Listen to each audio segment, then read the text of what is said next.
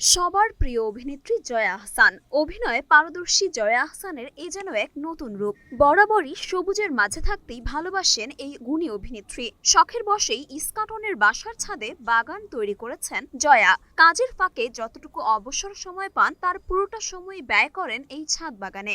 আর এই ছাদ বাগান এবং ব্যালকনির বাগানেই এবার মিষ্টি আলুর বাম্পার ফলন পেয়েছেন জয়া। জয়া প্রায়ই তার বাগানের তাজা সবজি ফুলের ছবি শেয়ার করেন সোশ্যাল মিডিয়ায়। আর এবার তারই ধারাবাহিকতায় মিষ্টি আলু ফলিয়েছেন নায়িকা এবং রীতিমতো সোশ্যাল মিডিয়ায় ছবি শেয়ার করে তার জানান দিলেন এই অভিনেত্রী। জয়ার এমন পোস্টে মজার মজার সব কমেন্ট করতে ভোলেননি তার ভক্ত অনুরাগীরা।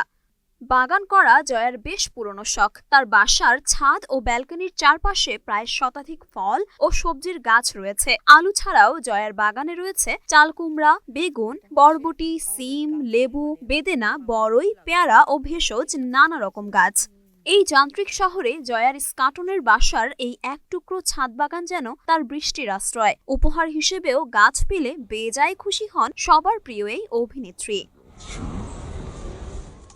মরিয়ম মিম, ঢাকা পোস্ট।